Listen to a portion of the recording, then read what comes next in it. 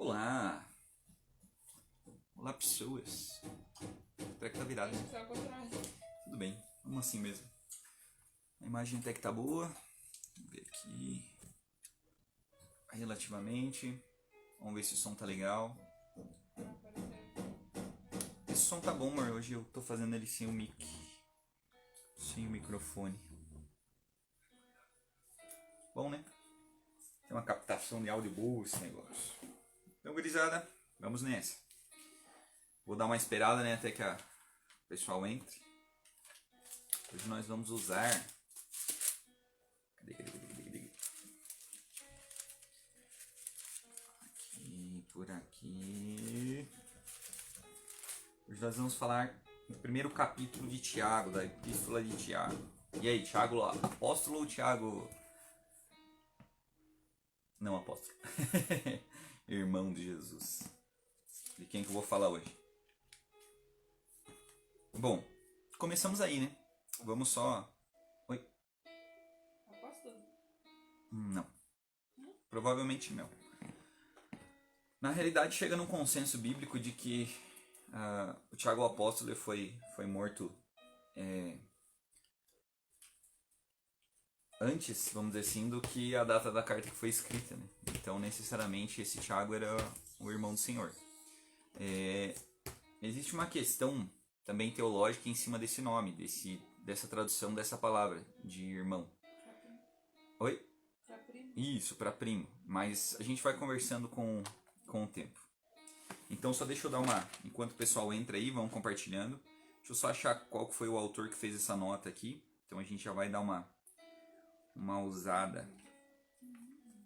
Notas de distorção, não.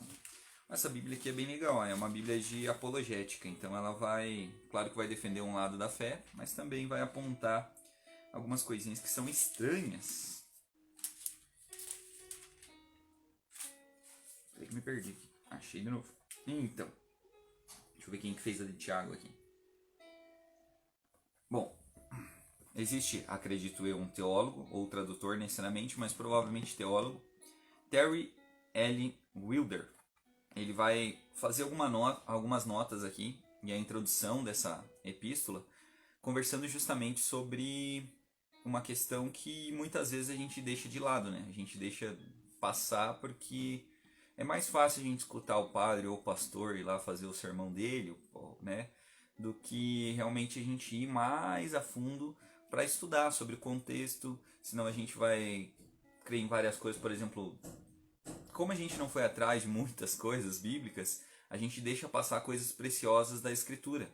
E uma das mais interessantes dessa parte aqui, pelo menos, é justamente isso. Esse Tiago aqui, se ele for o irmão do Senhor, ele não era convertido na época que Jesus estava vivo. Mas depois da sua ressurreição ele foi convertido. E a gente pode... E aí é uma coisa muito interessante. Não chega a ser uma prova ou algum ponto que reforça, vamos dizer assim, a ressurreição do Senhor. Mas...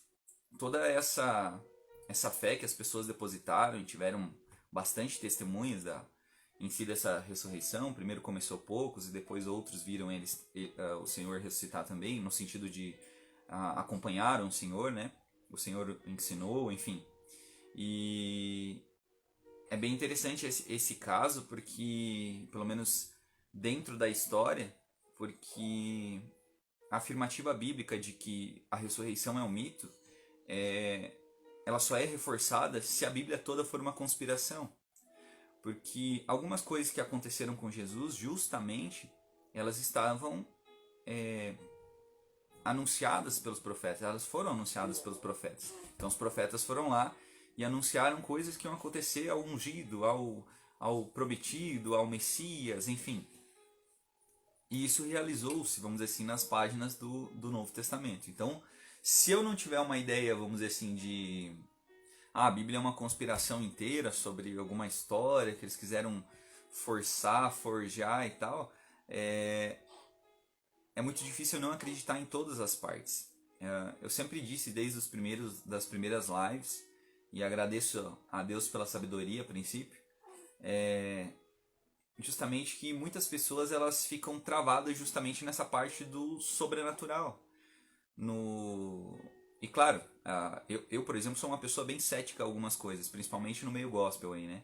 Mas necessariamente, não estou falando de cura, não estou falando de libertação, seja ela de muitos jeitos que é mostrado hoje em dia, mas necessariamente várias pessoas vão duvidar porque não conseguem ver, ou não conseguem provar, ou não conseguem tocar, assim como foi o caso de Tomé.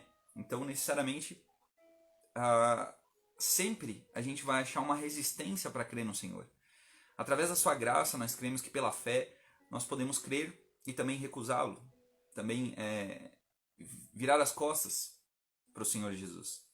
E Tiago vai abordar isso não dessa maneira explícita, mas de uma maneira implícita no texto, de pessoas que, por exemplo, dizem confiar no Senhor, mas as suas atitudes são outras. E leva a refletir que às vezes as nossas atitudes, que nós que nos dizemos cristãos e tal, são outras. São atitudes que elas são sem sabedoria, elas são com ira, elas são sem levar em consideração o sacrifício de Jesus. O reverendo Augusto Nicodemos, ele brinca inclusive que alguns versículos ali a gente vai chegar nessa parte de pedir sabedoria a Deus. E ele fala que muitos ensinos de muitas igrejas hoje é justamente esse, né? A gente exigir, a gente determinar, e enfim. Se você já fez parte de um círculo assim, você sabe o quanto dominadores podem ser as pessoas e quanto dominado você também pode ser, se é que você se livrou disso aí. Show? Vamos nessa! Então lá, esse jovem do Tiago, esse jovem, ele identifica-se, né, no primeiro versículo como Tiago, servo do Senhor e do Senhor Jesus Cristo. O que fica muito interessante, né? Porque literalmente se ele não foi um apóstolo necessariamente, e foi o irmão convertido após a ressurreição, é bem interessante que ele se sujeita ao Senhor Jesus Cristo. E tipo, eu acho bastante interessante a humildade dele, né, necessariamente. Porque, por exemplo, muitos poderiam falar, se é que esse irmão é irmão de sangue mesmo, muitos poderiam falar, eu sou irmão do Senhor, meu amigo, sai fora, eu tenho mais visibilidade aqui, por quê? Porque aqui corre o sangue que correu dentro no sangue dele, apesar de ter toda uma questão de simbolismo com o sangue de Jesus que foi derramado, com a ceia, enfim, mas a gente não vai entrar nesses aspectos aí. Então o autor aqui ele coloca justamente, não o Tiago em si, né, esse Wilder, se eu não me engano, ele vai colocar que aparecem vários Tiagos necessariamente no Novo Testamento, pelo menos da historicidade, nos evangelhos ali, em Mateus vai aparecer, em Lucas vai aparecer, em Marcos vai aparecer, deixa eu ver se... a princípio ali, claro que pode ser que a gente ache algum outro Tiago por aí, mas necessariamente em Atos principalmente vai aparecer um dos Tiagos, e principalmente um que parece ser líder da igreja de Jerusalém. Até em Atos 15 nós vamos ver ele defendendo algumas atitudes dos apóstolos que as pessoas começavam a duvidar disso e daquilo, principalmente por quê? Porque o contexto da época era de pessoas que, se estavam dentro da questão judaica, vou falar assim, né, necessariamente por causa do tempo, eles seguiam a lei de Moisés, eles aprendiam sobre a lei de Moisés, todo sábado era lido a lei de Moisés, enfim, então eles acabavam tendo uma visão não uma visão mesmo, tipo uma noção de que existiam algumas coisas que foram cumpridas durante muito tempo. Então tinham sábios, tinham pessoas que eram chamadas inclusive de sábios, e elas tinham credibilidade, até porque, vamos dizer assim, a forma de governo não chegava a ser autoritária, porque o domínio não era dos fariseus e tal sobre as outras pessoas, mas no domínio eclesiástico, vamos dizer assim, no religioso em si, eles eram a tribo que, vamos dizer assim, mais tinha poder, ou pelo menos mais tinha fala. Os escribas, os fariseus, eles estavam todos juntos nesse sentido. Os escribas, que seriam necessariamente, diretamente, também os copistas, que eram chamados naquela época. Então eles, como conheciam seja a Torá, né, que os menininhos acabam decorando até 12, 14 anos a princípio, eles tinham então essa realidade da escritura para eles, então eles tinham que seguir. Eles tinham que seguir porque Deus ia dar alguma bênção. E às vezes na página das escrituras, principalmente no Velho Testamento, nós vamos encontrar isso também. Então nós vamos encontrar que Deus vai prometer, vamos dizer assim, alguma coisa de acordo com as nossas atitudes. É parecido com o Novo Testamento. Só que ao invés do que muitas igrejas pregam de sempre que a gente vai ter bem material, que a gente vai ganhar 10 vezes mais, inclusive Tiago aqui nesse primeiro capítulo vai falar sobre a riqueza, para nós é prometido a coroa da vida, uma coroa de glória. E por às vezes a gente não poder ver isso, ou não poder ter a noção do que seria isso, nós ficamos longe de Jesus. Até porque, seja católicos, evangélicos, alguma outra denominação que se diga cristã, parece, até por causa das pessoas serem falhas em si, né? Elas darem maus exemplos. E por elas darem maus exemplos, acaba, vamos dizer assim, caindo naquela questão. Tipo, o cara fala que é cristão, mas faz isso aí. O cara que é cristão, mas sei lá, né? A mulher que era cristã, mas matou o marido lá, não sei o quê. Eles tinham uma igreja, né? Vamos falar disso depois, mas... E aí, pegou e assassinou o marido. Um dia a gente vai conversar sobre essa palavra escândalo e ver realmente se tem fundamento necessariamente nisso. Mas Tiago reforça nesse primeiro capítulo, principalmente, de nós analisarmos, não sermos só conhecedores da palavra, assim como a gente também vê em outras partes da escritura, né? Não sermos só conhecedores, mas também praticantes. Foi uma das palavras que Jesus também falou. Opa! E aí, hoje o microfone tá aberto, agora a gurizada escuta agora a Sarinha falando. Enfim, então o autor aqui, o Wilder, ele vai falar justamente sobre algumas coisas. A gente vai ver o Tiago, o filho de Alfeu. Então a gente vai ver outros Tiagos aparecendo na Bíblia. Não é somente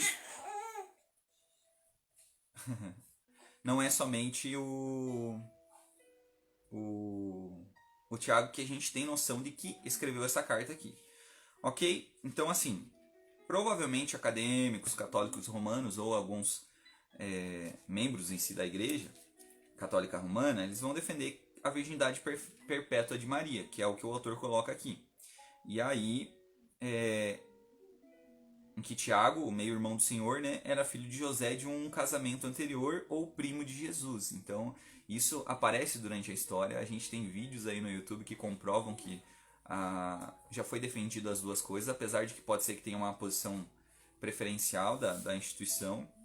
E, necessariamente, a gente não encontra muito respaldo, na verdade, para a escritura. A gente pode até analisar o nome, a gente pode ver bem como que seria essa tradução da palavra.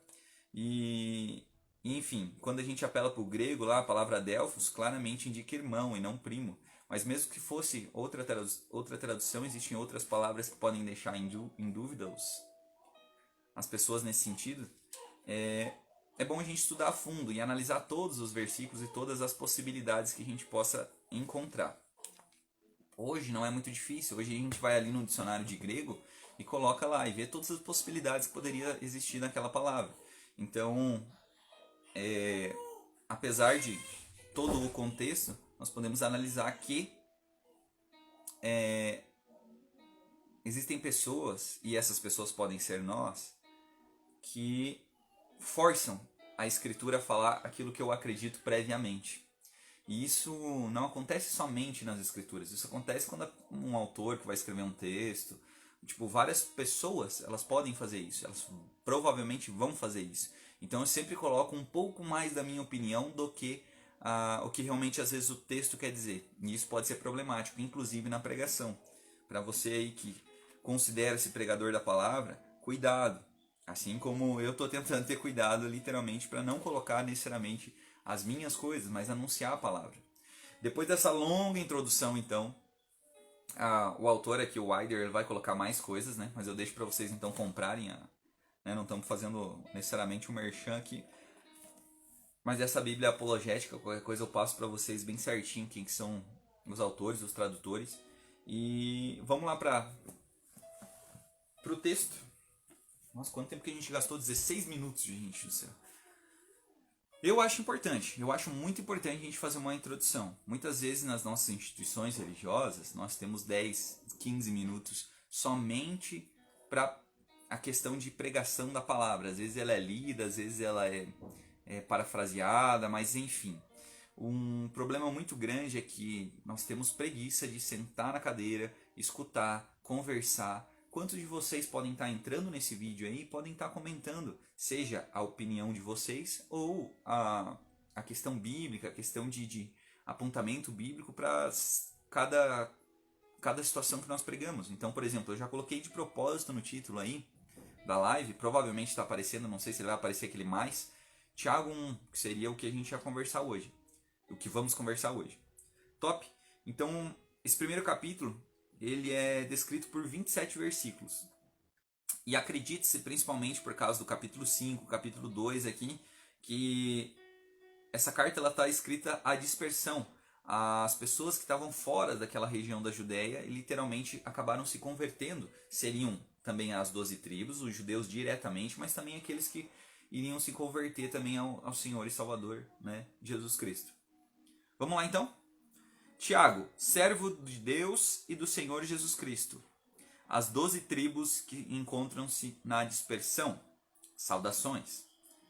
Versículo 2. Meus irmãos, tende por motivo de toda alegria o passardes por várias provações, sabendo que a provação da vossa fé, uma vez confirmada, produz perseverança.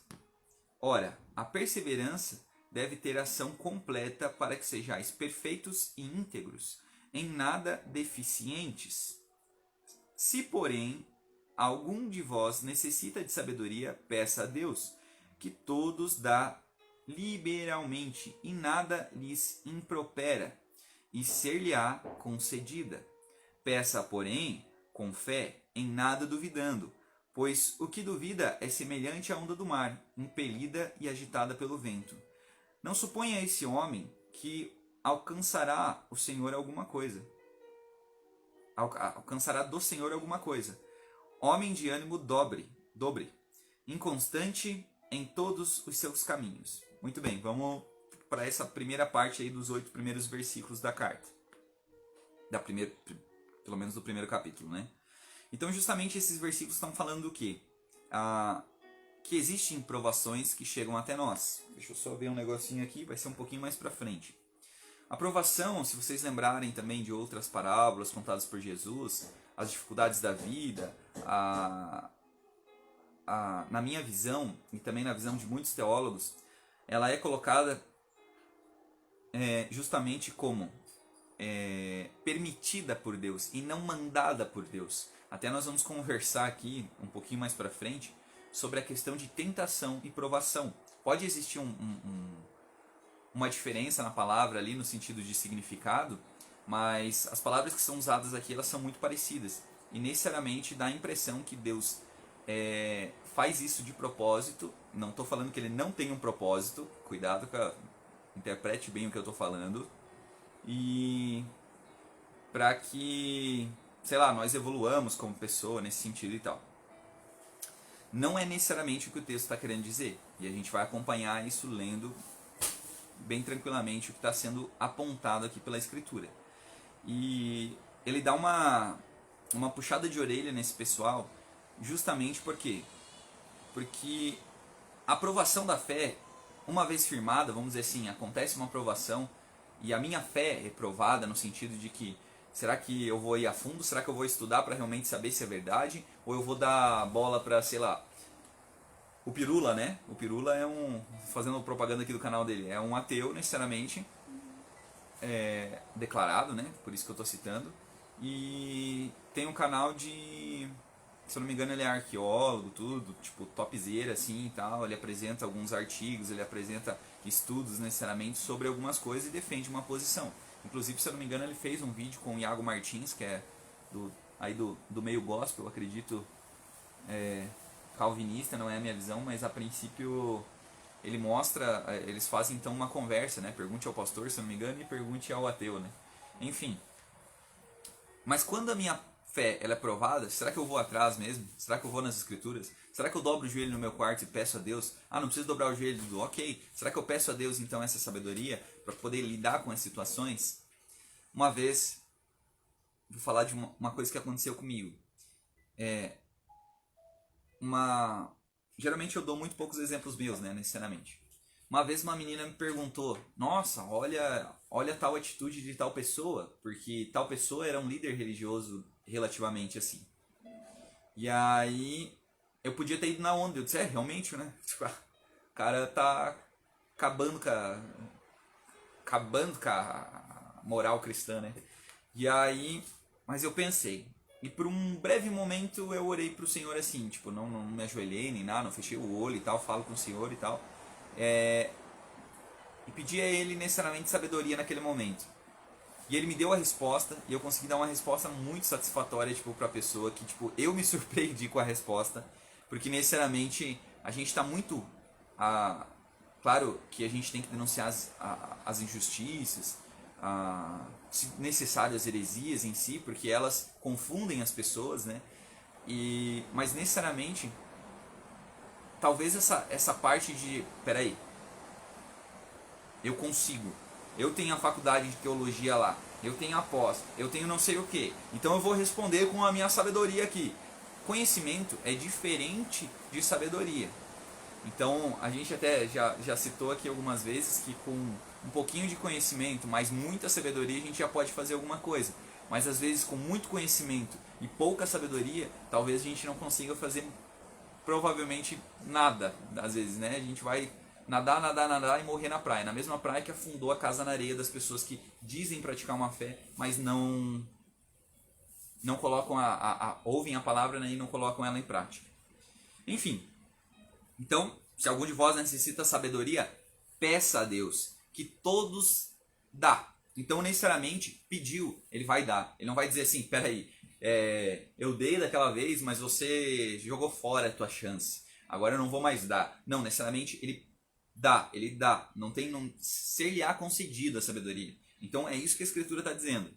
Então, só que, né, agora a gente chega lá no versículo 6, e ele vai dizer uma pequena, vamos dizer assim, uma coisa que necessita para que Deus te dê essa sabedoria. Fé. Fé no sacrifício de Jesus, necessariamente lá no Senhor. Claro que, provavelmente, se você está orando ao Senhor, já é porque você tem essa fé. Mas, necessariamente, a fé, a gente vê não somente essa fé em Jesus, a fé salvífica, ou a fé de alguma forma assim que a gente possa ver de uma visão teológica. A gente vê essa fé também com o sentido de acreditar, não somente numa fé em Jesus. Mas aqui, essa fé, ela parece ser uma fé necessariamente de acreditar mesmo, ó. Em nada duvidando, por isso, né, por causa do restante do versículo. Então, em nada duvidando, pois o que duvida é semelhante à onda do mar, impelida e agitada pelo vento. Eu digo isso porque uma pessoa que faz isso, é bem provável, isso não quer dizer que a gente não vai errar, é bem provável que essa pessoa, ela não esteja com a fé, vamos dizer assim, no verdadeiro Jesus, ou com uma fé em Jesus. Porque o que vai acontecer com ela ir para um lado, ir para o outro, e eu não estou falando de instituições religiosas, né? Não estou falando da bagunça gospel que a gente vive hoje. Estou falando necessariamente da nossa balançada na fé. E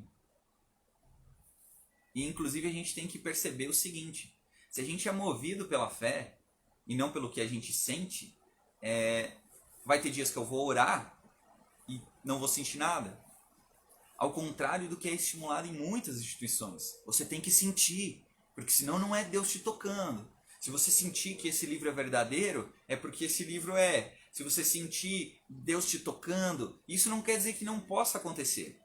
Não estou dizendo que é impossível acontecer. Não estou dizendo que a gente não pode chorar.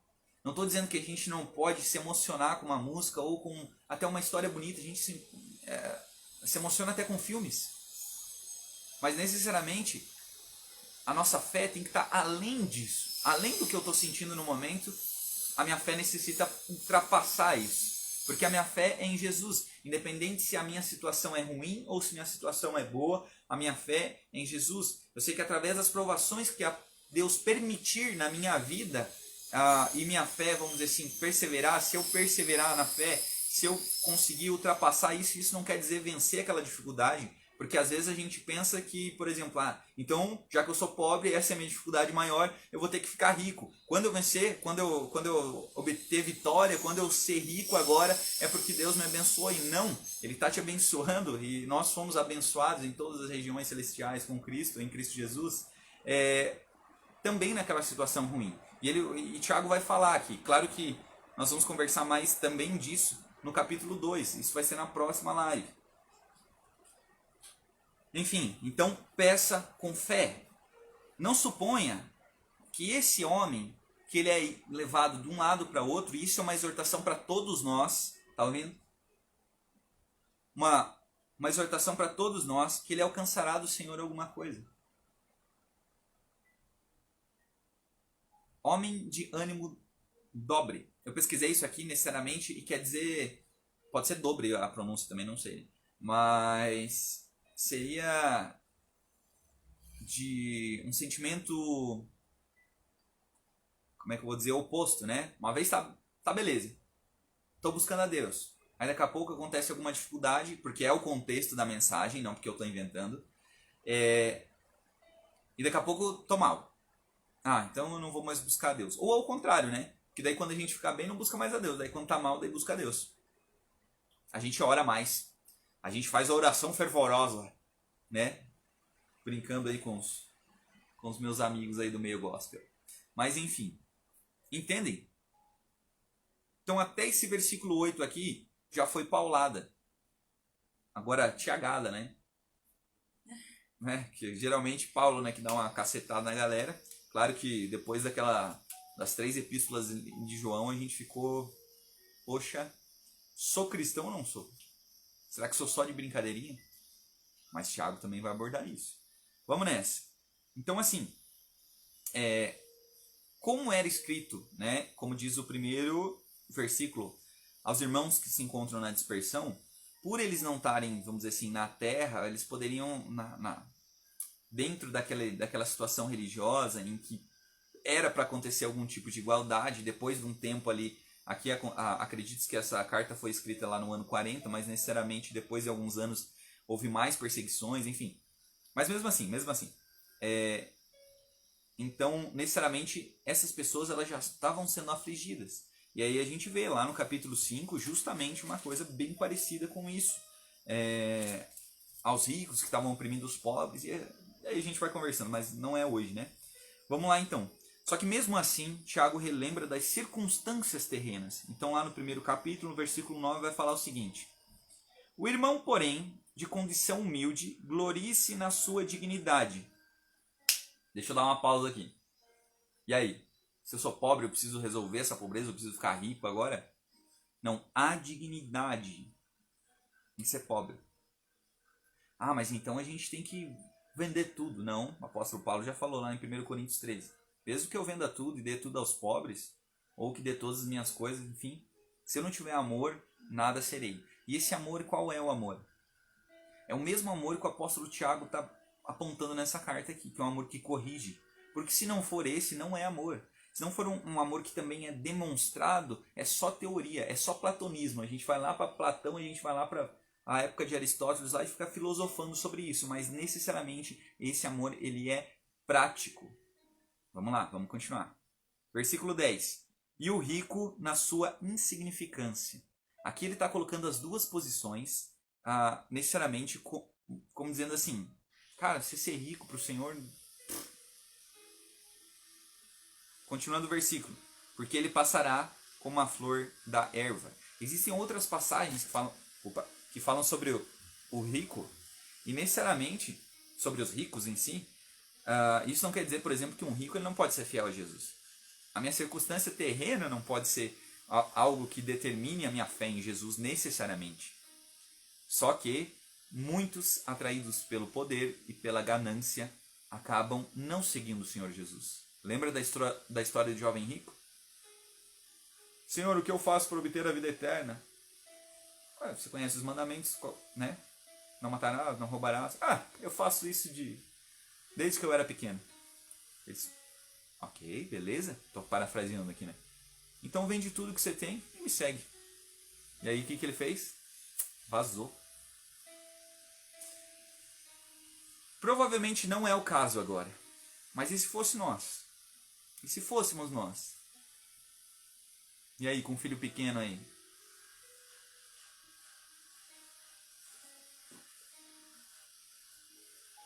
Pão não ia faltar? Peixe não ia faltar? A presença do Senhor encarnada nesse mundo não ia faltar. A não ser depois da sua morte. Mas mesmo assim, ele enviou o Espírito Santo. E aí, ele mesmo, segundo Paulo, deixou mestres. A palavra pastores, né, justamente está ligada muito a esses mestres em si. Não deixou diáconos, necessariamente. Mas, em um episódio não lembro do capítulo agora, mas se eu não me engano também, foi Atos dos Apóstolos, não vou lembrar do capítulo. Foram necessários que pessoas ocupassem um lugar que não é um lugar maior do que os outros, não é um lugar menor do que os outros, mas um lugar na cooperação com as pessoas, que servissem à mesa, que distribuíssem a comida para os órfãos e para as viúvas, que também o apóstolo Tiago vai falar aqui no último versículo, se eu não me engano. Mas, viu como está tudo interligado? Não tem uma coisa necessariamente que, se a gente vive dentro do evangelho, se a gente lê esse evangelho, se a gente tem a consciência desse evangelho, se a gente pediu sabedoria para Deus para entender esse evangelho, não tem como a gente não conectar as outras partes. A não ser que, infelizmente, a gente só ouça a palavra e não coloque ela em prática. Que eu só conheço a palavra, mas eu não coloque ela em prática. Porque existem coisas, isso eu aprendi, por exemplo, na faculdade até de educação física, que é muito interessante, é muito preciso a vivência. E a vivência, no caso do evangelho, não é necessariamente uma aula lá. Ela é a vida, ela é a missão integral, ela é necessariamente toda a tua vida, desde que você acorda até quando você vai dormir, até mesmo dormindo necessariamente. E aí, será que realmente nossa vida tem sido uma vida de devoção? Eu vejo muitas teologias sendo formadas, seja de grupos católicos, evangélicos, enfim, de algumas coisas que nós temos que ser ou devotos disso, ou nós temos que seguir mais por esse ramo aqui, enfim. E a pouca mudança de vida. A mesma pessoa que fala que segue as coisas de Jesus está lá caída na valeta. Não pela pobreza. A mesma pessoa que diz que segue Jesus firmemente, que faz tatuagem, que faz não sei o que para servir melhor, que usa camiseta assim como eu usei, assim como eu uso também, enfim. É a pessoa que toma uma atitude antagônica com, ou no caso, em relação a Jesus Cristo. E aí? Gente do céu, tá rendendo esse negócio. Tô curtindo. É que fazendo a interconexão, vamos dizer assim, das cartas fica mais interessante. Mas e aí? O que seriam então essa... Deixa eu só achar aqui. De novo, aquele versículo. Então, irmão, porém, condição humilde, glorice na sua dignidade. Não tem nada que se envergonhar disso. E o rico na sua insignificância, porque necessariamente não é a riqueza, não é o ouro, não é isso que vai comprar alguma coisa, não é isso que vai formar o teu caráter. Porque ele passará como a flor da erva. Existem flores, essa flor da erva especificamente a gente pode encontrar, se eu não me engano, na dispersão em si. E aí, ao redor da Palestina ali, enfim, ou pelo menos, não sei se hoje em dia a gente já encontra, né, mas a gente ainda encontra necessariamente. Mas eram flores que duram, sei lá, uns 3 dias. É bem semelhante até, se vocês notarem, a questão da semente que brotou no coração, aí ela até deu fruto, né? Tipo, até cresceu ali bonitinho e tal, não sei o que, mas daí veio as adversidades, veio os espinhos, veio alguma coisa e tal e sufocou. E fechou. E já não produz mais nada. Interessante, né? E aí no versículo 11 ele coloca: porque o sol se levanta com seu ardente calor e a erva seca. E é isso que ele está explicando. E a sua flor cai e desaparece a formosura do seu aspecto. Assim também se murchará o rico em seus caminhos. Ah, quer dizer que todo rico então vai virar pobre. Não, mas necessariamente se a gente tivesse ligado a isso, tivesse ligado à riqueza material necessariamente, uma hora pode ser que aconteça alguma coisa e a gente já esteja num estado de pobreza absoluta. Interessante? Vamos lá? Agora ele começa a entrar numa questão muito mais profunda. E quando ele já deu essas rebatidas, eu tenho certeza que algumas pessoas se iraram e outras, muito provavelmente, assim como acontece nas lives aí, né? Algumas pessoas ficam irritadas, alguns dizem que eu tenho que tirar a barba, alguma coisa assim, tipo, né? Tô falando mais pessoal porque esse desconhecimento bíblico, ele toma conta, muitas vezes, de nós, por nós pesquisarmos em fontes que não são seguras. Por nós acreditarmos em uma doutrina que veio de homens e não de Deus.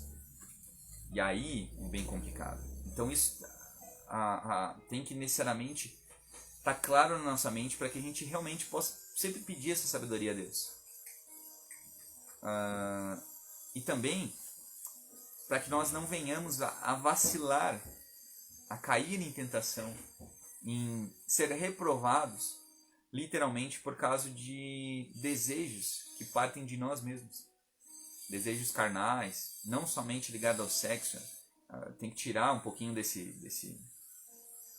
também dessa teologia que foi ensinada aqui no Brasil, principalmente porque a carnalidade ela não envolve somente a questão sexual, mas também outras coisas, né? Mas vamos lá, vamos seguindo. Bem-aventurado, versículo 12 de 1 Tiago, primeiro capítulo, né, de Tiago. Bem-aventurado o homem que suporta com perseverança a provação, porque depois de ter sido aprovado, receberá a coroa da vida, a qual o Senhor prometeu aos que o amam.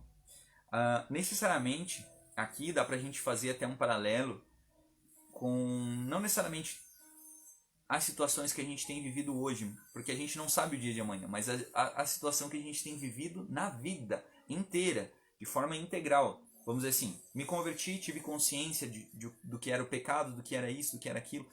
Relativamente, né, a gente vai também tendo um aprendizado, uma consciência maior do que são as coisas também. Mas, agora, vamos dizer assim, eu já vivo diferente e tal. Só que muitos podem abandonar a fé, essa fé em Jesus. Então a gente tem que perseverar também até o fim. E essas provações vão acontecer até o fim. Claro que Dudu aqui não está batendo martelo, tá? Não é o Dudu que está dizendo assim, então Dudu, se de repente a pessoa cometeu um erro no final da vida, Deus vai condenar ela ao inferno, vamos dizer assim, né? Tipo, falando em boas palavras e tal. Eu não bato martelo. Eu aponto a Escritura e vou deixar sempre, porque se a gente crê que essa Escritura é inspirada, Deus que vai julgar.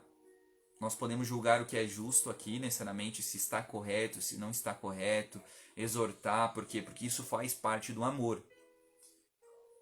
Mas nunca já condenar a pessoa para o inferno. A Sarinha concordou lá já. Está participando da live. Vamos continuar então?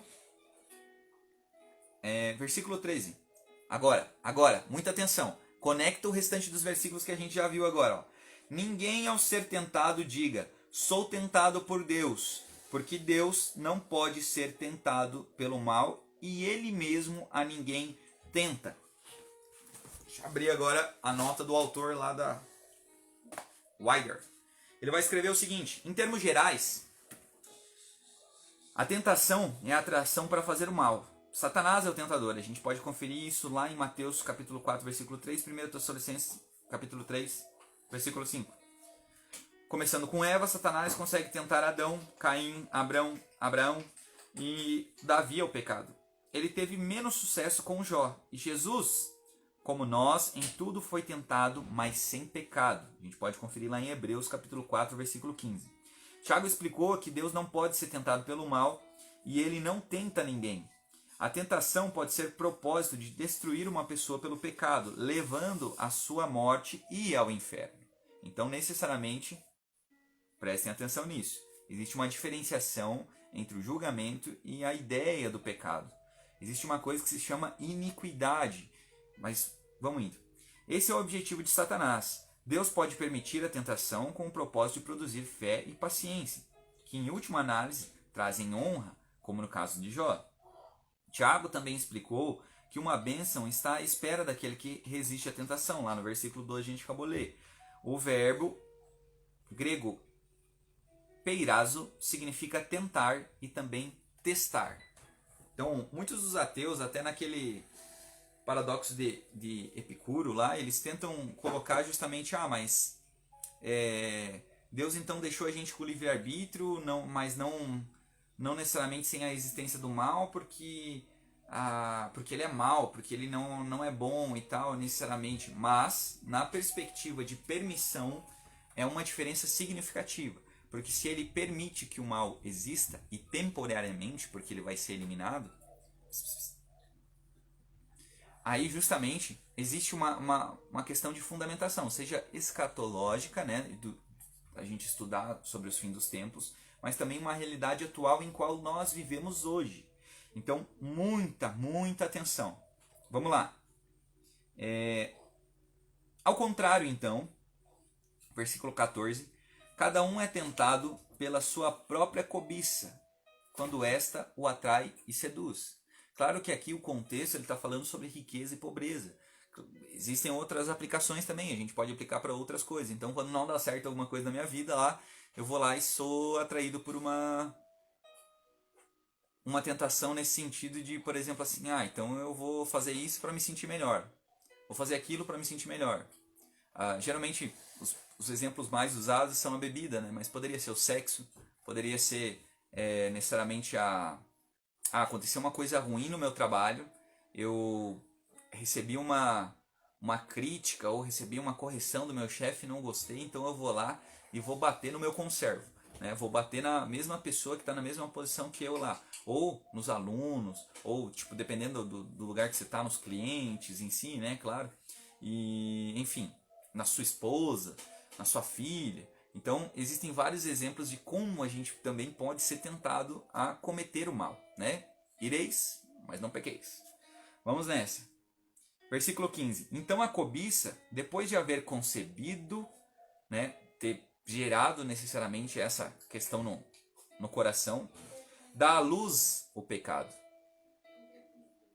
E o pecado, uma vez consumado, gera morte. A gente tem que ter atenção para isso. A gente tem que ter atenção para o que a gente tem feito. E agora, nessa parte, vamos dizer assim, desses 3 próximos versículos que nós vamos ler, é uma reflexão que todo cristão deve ter. Não vos enganeis, meus amados irmãos. Toda boa dádiva e todo dom perfeito são lá do alto, descendo do Pai das luzes, em quem não pode existir variação ou sombra de mudança. Pois segundo o seu querer, ele nos gerou palavra da verdade, para que fôssemos como que primícias das suas criaturas. E aí, entende alguma coisa disso? Lembra de alguma outra coisa? Já foi falado esse nome primícias, tirando o negócio de dinheiro, né, que muitas pessoas pedem. Enfim. E aí? Será que então esse Pai nos concede um escape, essa sabedoria, para que a gente possa lidar com as situações do dia a dia? E sabe por que nós erramos? Porque nós não pedimos sabedoria. Muitas vezes, claro, né? Porque mesmo pedindo sabedoria, a gente tem chega a esse conhecimento, chega a essa noção do que a gente precisa fazer, e a gente escolhe não fazer. A gente não faz. A gente toma a decisão contrária. E para terminar de lacrar, gostou dessa, né? A carta, né? Mas é só o primeiro capítulo, não lacrou ainda, né? Vai ter outros capítulos ali. Mas para terminar de dar esse exemplo nítido para as pessoas, principalmente para esses servos que estavam, esses irmãos que estavam na dispersão, e também para nós hoje, a gente pode ter, a gente poderia vir até aqui, já estaria legal. Nós já teríamos uma noção do que o Tiago está começando a falar. Mas agora, do versículo 19 ao 27, a gente acaba tendo realmente a noção de que vamos reanalisar o que a gente tem feito. Vamos olhar para Deus como Ele merece ser olhado. Vamos nos colocar, primeiramente, no lugar que nós deveríamos estar. Ah, então é nas regiões celestiais com Cristo, como você falou antes e tal. Então se coloque. Porque se se colocar aí, você vai se colocar em submissão ao Pai. E também considerando os irmãos superiores a você. Não no sentido de colocar num pedestal, né? Mas aquele que quer ser o maior, seja o menor.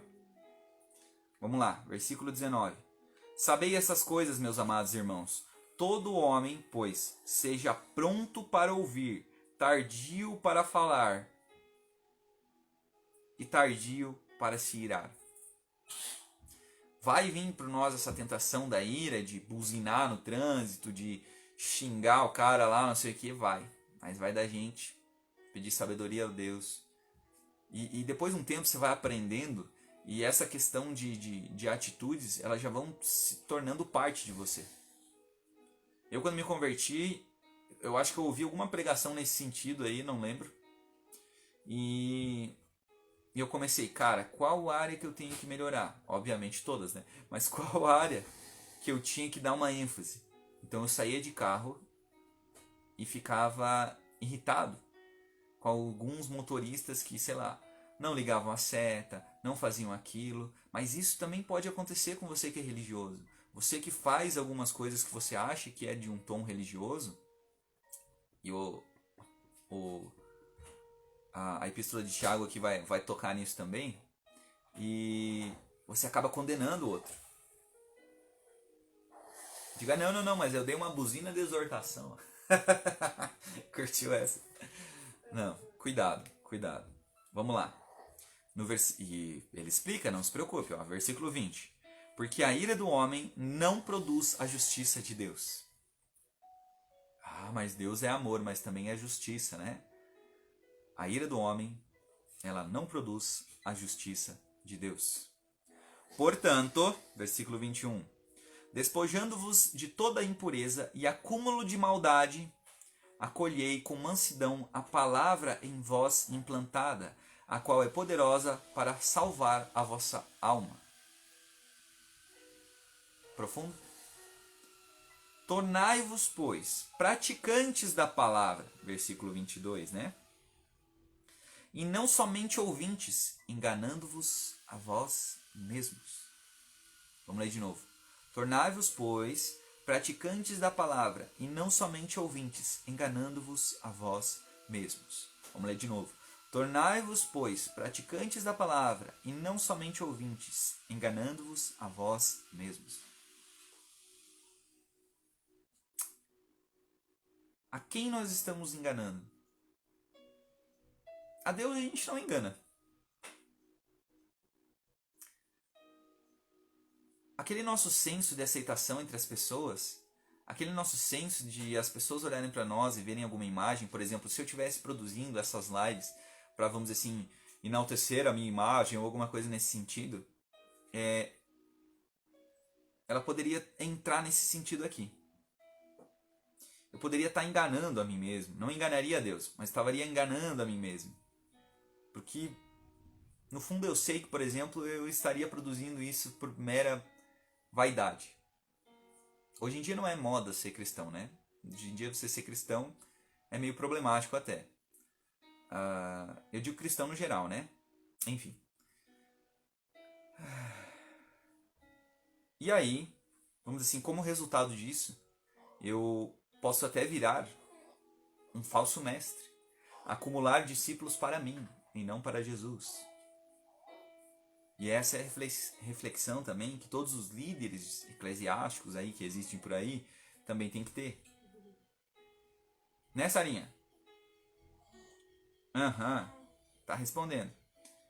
Então, cuidado. Versículo 23. Porque se alguém é ouvinte da palavra e não é praticante, assemelha-se ao homem que contempla no espelho seu rosto natural. Pois a si mesmo se contempla e se retira, e para logo se esquece de como era a sua aparência. Então ele continua colocando essa visão de inconstante. É uma pessoa inconstante. Ela não tem noção do que ela está vendo, do que ela está fazendo. Ela faz por um momento e tal, e bem no fim, outra hora já esquece. Fica naquele vou, não vou, sou, não sou. Versículo 25. Mas aquele que considera atentamente na lei perfeita, lei da liberdade, e nela persevera, não sendo ouvinte negligente. Ó, Tiago aqui está chamando a gente de negligente se a gente está ouvindo a palavra e não colocando em prática. Mas operoso praticante, esse será bem-aventurado no que realizar. Esse será bem-aventurado no que realizar. Se alguém supõe, então, ser religioso, deixando de refrear a língua, antes enganando o próprio coração, a sua religião é vã. Entendem? Se alguém supõe ser religioso, deixando de refrear a língua, antes enganando o próprio coração, a sua religião é vã. Enganando a si mesmo, enganando o próprio coração. Sou então um cristãozão? Vou ter que praticar isso. Por quê? Porque necessariamente é um dos fundamentos da fé. Não aparece só aqui nessa parte. Claro, não igual, né? Obviamente. Não é o mesmo versículo em si. Mas nós notamos o que o próprio Jesus nos pede. Mansos e humildes de coração. E no versículo 27, ele coloca essa religião, então, como uma descrição do que seria essa religião que está citada aqui. A religião pura e sem mácula para com o nosso Deus e Pai é esta: visitar os órfãos e as viúvas nas suas tribulações, e a si mesmo guardar-se incontaminado do mundo. Então existem ocasiões, existem problemas que estão acontecendo no mundo, existem coisas que estão acontecendo à nossa volta e às vezes a gente não tem a noção. Mas a gente está mais preocupado com o quê? Com se eu vou tirar uma nota boa lá na matéria de teologia, do que se tem irmãos passando fome. Eu estou mais preocupado se realmente eu vou conseguir pagar o aluguel esse mês, do que se tem gente morrendo por negligência de coisas que eu deveria estar denunciando. Eu estou mais preocupado se eu vou conseguir consertar a TV que queimou esses dias aí, do que falar com o meu pai. Claro, pai terreno também, né? Mas necessariamente o pai celestial, assim dizendo. Conversar com Deus. Eu não fazer barganha com Ele.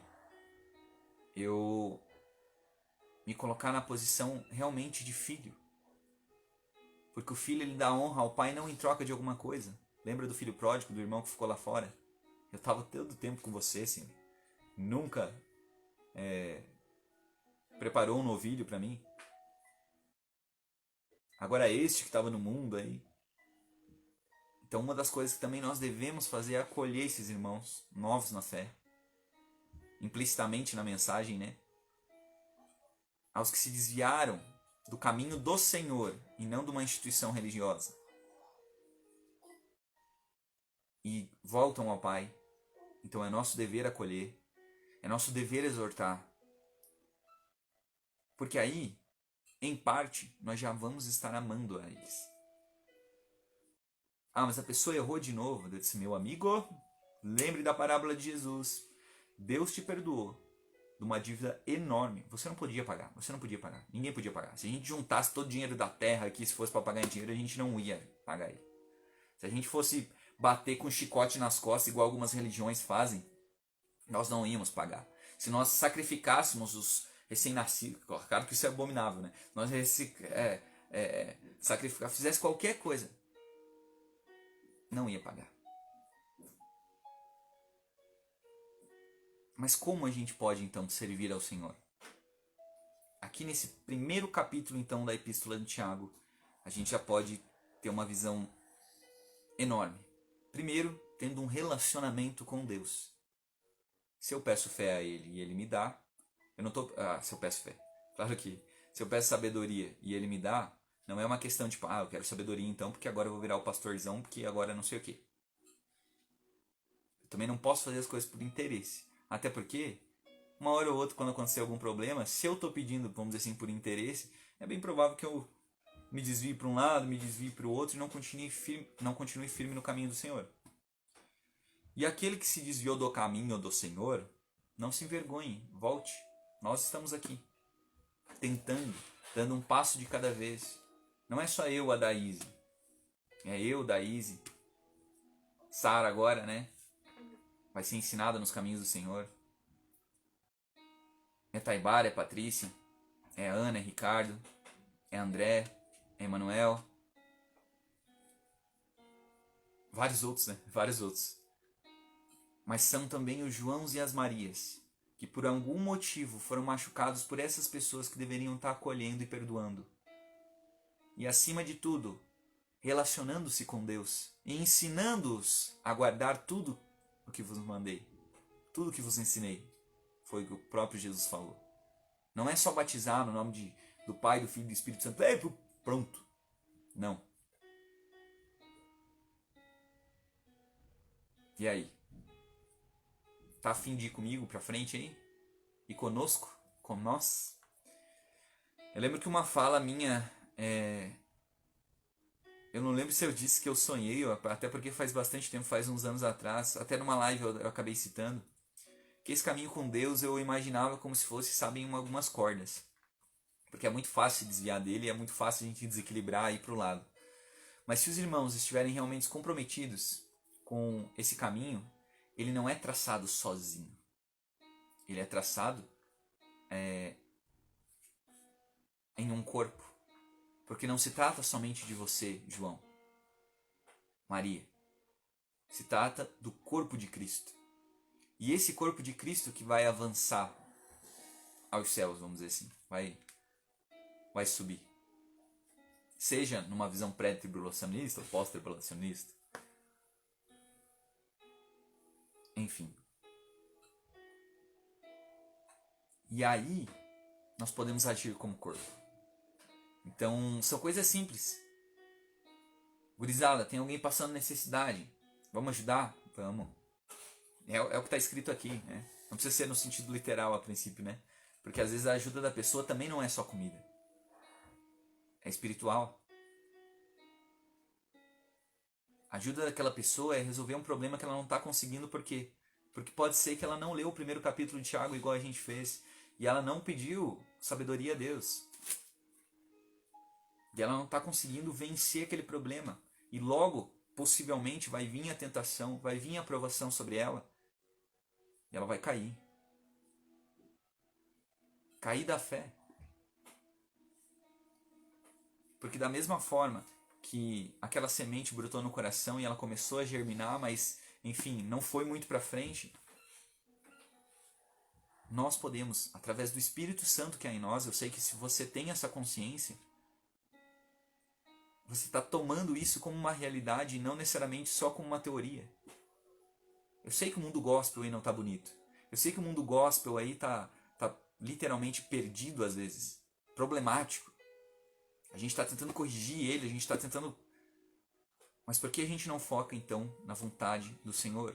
No que foi deixado aos apóstolos, aos discípulos, ao meio-irmão convertido ou ao irmão convertido após a ressurreição? Líder de Jerusalém, ou alguma coisa nesse sentido. Porque nós não escutamos mais o Senhor Jesus Cristo. E aí? Tá comigo nessa? Tá conosco então? Vamos seguir pra frente? Mas o Dudu vai montar uma igreja. Se eu construir alguma coisa aí que seja pau e tijolo, seja cimento, seja alguma coisa assim, aquilo não é a igreja do Senhor. Nossa, Dudu, então vocês vão pregar heresia lá ou aquilo lá. Não. Uma coisa é diferente da outra. O lugar que nós nos reunimos não define a igreja do Senhor. Define quem se reúne naquele lugar. Ah, mas vão vir pecadores. Óbvio. Senão você nem pisava naquele lugar. Nem eu. Mas agora, com toda essa ajuda, com toda a consciência que a gente tem do que o Espírito Santo fez, do sacrifício de Jesus, a ponto de entregar-se por quem não era justo, de nos socorrer nos momentos que nós mais precisamos. Em todos os momentos, né? A gente aprendeu hoje no capítulo.